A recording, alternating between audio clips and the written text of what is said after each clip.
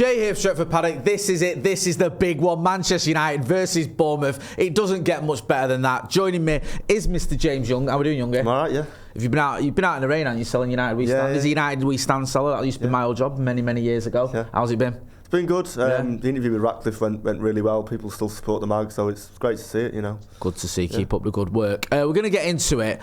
Make sure you are hitting like, share and subscribe.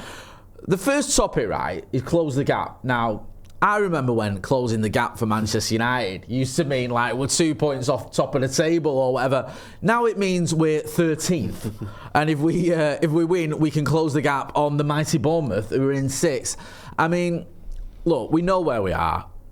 It's not been a great season so far in the Premier League. We've got a new manager who is sort of still finding his feet and still working out, you know, who fits into his system and all the rest of it. But we do need to start moving up the table a bit, don't it? Because Manchester United in 13th, come on, man, we don't want much more of this. No, we don't. But I think Amorim is clearly showing his style of play in the way that, especially the result on Sunday was a real plus. And I think the confidence is still in the squad. Even though United lost yesterday to Spurs, you could see there was a real sense of identity of how they were trying to play. And even at 3-0 down, they managed to get back into it 3, so it wasn't enough in the end. But that wasn't happening towards the end of Ten Hag. The players looked kind of on their feet, almost just dejected. So it's nice to see a bit of confidence in the side. And I think the concern for me more is, you know, conceding goals still. I mean, when they scored against the likes of Ipswich, obviously, and Forest as well, you know, being another game that they probably should have got a result, just holding on to those leads and just kind of shutting up shop when they should be. Yeah, definitely. I think if we win this, we can actually overtake Bournemouth, which is the dizzy heights. But you mentioned it there, like, there's a lot of reasons to be positive. The result against City, I know everyone gets results against City, but you can't ignore the fact you've beaten the champions at their ground. That's a big result. And like you said there, the Spurs game, yes, Forster did his best to try and help us, but we kept going. There's a belief there, isn't there? Yeah, and I think it's almost unfair just to go, well, United got those 2 goals because Forster was a bad goalkeeper. I mean, United had more chances in the game than Spurs did. I just think they had better attackers and could take the chances better. And I think it's almost harsh to criticise Amorim for players that aren't his in terms of going forward. If you look at the likes of, you know, Xerxes in Holland, it wasn't his idea to bring those in, so he can only work with what he's got. And actually, you know, he's doing pretty well with the squad that he has. And it's on the people before that have spent hundreds of millions of pounds on players, and yet we're in 13th in the table. It's just, you know, it says it all. It's amazing how much money we've spent to get to 13th, isn't it? That's ridiculous. That needs to be studied for years, as the kids say. One player who Amorim inherited, and he's probably grateful that he did, is Amad Diallo. I'm running out of good things to say about Amad Diallo. I mean, we saw it against Spurs, we saw it at the Etihad. If he's on the pitch, he's dangerous. He causes problems. I think we've got some stats. I think against Spurs, he was involved in 7 shots, 5 shots and 2 chances created, more than any other player on the pitch. And let's not forget, he didn't come on until the second half. I mean, he's getting a goal or assist, I think, every 94 minutes. He's just been phenomenal, hasn't he? Was that passion again, like we saw with that goal where he just chased down Forster? And a lot of players wouldn't do that. And I think we've lacked that sort of hunger going forward with United players, especially up front. Saw it in the derby. Even last season against Liverpool in that quarter-final where he obviously got the winner. That was because he was pushing forward, and we've missed that in terms of United players going forward. I mean, you see it almost at the start when they break through. You know, Rashford had it to begin with that Arsenal game when he was taking players on. Januzaj, you know, all those players, when they start out, you know, they start taking players on and they run at them and then they almost slow down and pass it sideways and lose confidence. And I hope that doesn't happen to Amad, but for someone who's so young, he just seems to have an amazing amount of confidence on him. It's weird with Amad. I think, like, almost by accident, we've kind of given him the apprenticeship he needed. I don't think it was designed. I don't think we had a plan. Here's what we're going to do with Amad Diallo. We're going to loan him out to Rangers. We're going to do this with Sunderland.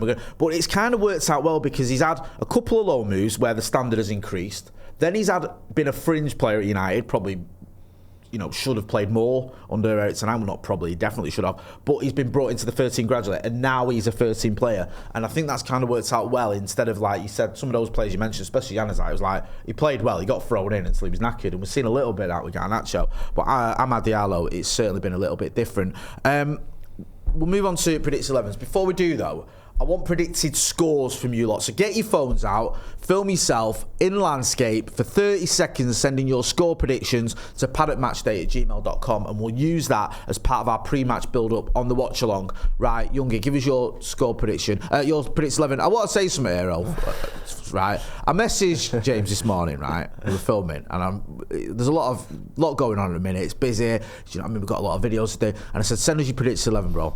And he sent me a Predicted 11 featuring Victor Lindelof, who's injured. Luke Shaw, who's injured. And Scott McTominay, who no longer plays for Manchester United Football Club. And I laughed at it and then went, right, very good, yeah. Now send us your proper one. And he went, that is my proper one. And I was like, I almost snapped. So I was like, I ain't got time for this nonsense. Send us your proper one. And what had you done? Sent me a screenshot of who scored or something, and you didn't realise. But you've sorted it out anyway. So this is your actual one here.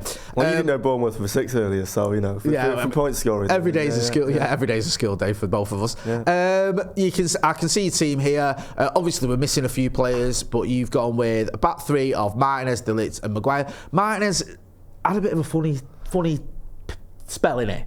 I thought he did well in the derby, but he had a bit of a stinker against Spurs. He's not been quite the levels he was pre-injury. I think that's a problem, especially the recurring back injury that he keeps having. But likewise, I don't know who else you really play in that position. I mean, again, the issue that we've got is United have spent so much money, but the squad depth, again, it's not really there, especially defensively. And Martinez is the only option that I can really think that would work, and especially as well, Amorim's changing the squad around so much. I think it's good to have some sort of consistency just at the back. No, that's a fair comment. You've gone with Delo, left wing back, Ahmad at right wing back. You've brought Garnacho back into the starting 11, or you think, this is predicted, you think he'll bring Garnacho back into the starting 11. We'll talk quickly about Alejandro Garnacho. Been a difficult, I'm going to say it, a difficult season for him, because I think this is more than just a few games. He's had, obviously a few ups and downs. He has scored some goals and he's played his part. I think he's one of our top scorers, so it's not been a complete disaster. But obviously was left out of the derby, which kind of went under the radar a little bit because of all the tension on Rashford. Has brought back in for the Spurs game, came off the bench, didn't really get going. Obviously, as there's all this sort of rumours and nonsense going on social media.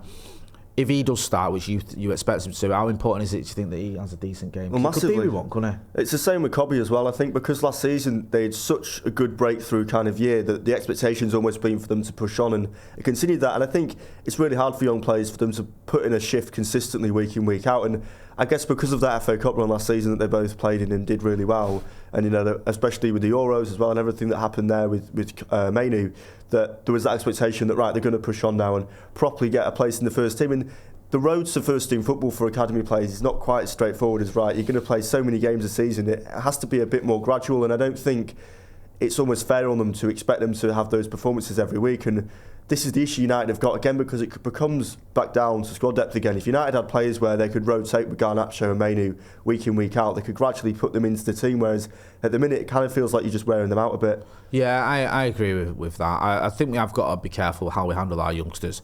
I also think, especially with Mainu, I'm glad you mentioned him, because I think that the standards and expectation with Mainu are so high. I think Mainu might have a good game, and people go, Mainu was terrible, and I think, what are you on about? But because I think people expect him to just be amazing every time he's on the pitch. He's still a kid. He's still young. He made his debut in November last year. I mean, he's still in his early days as a Premier League player.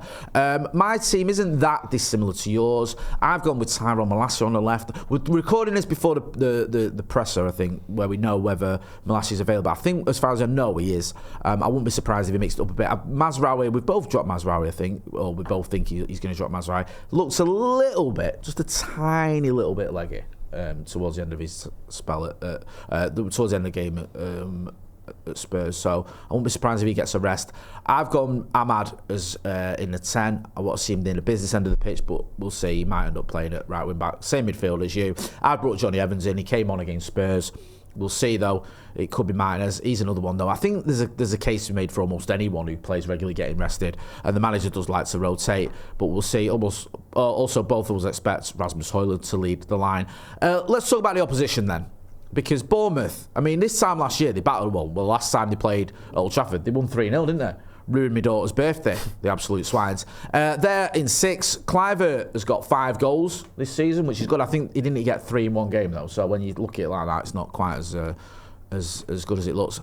The recent run, draw against West Ham, beat Ipswich, beat Spurs, which is more than we did, beat Wolves as well, and then lost to Brighton. So they're doing all right, aren't they? Yeah, and I think a lot of people kind of thought that when they brought Irayela in, that it was like, he's an inexperienced manager in the Premier League. He doesn't really know his way around a mid-table team. It reminds me a bit of when Pochettino came in at Southampton, and everyone was having to go at Nigel Adkins for being sacked, and he kind of pushed them up and nearly got them a European place. And I think you can almost take a gamble on a coach like that, and if it pays off, it's amazing because it's something like that happens. Whereas I think the style of play is really interesting, and they've kind of moved away from being a team that's just kind of fighting to stay up in the Premier League, finishing 16th, 17th. I think they've got a really good style of football, and actually some of the players they've got, especially like you mentioned, it's a bit of a coup for them to sign those players that maybe you would expect someone like a Newcastle or an Everton traditionally to sign.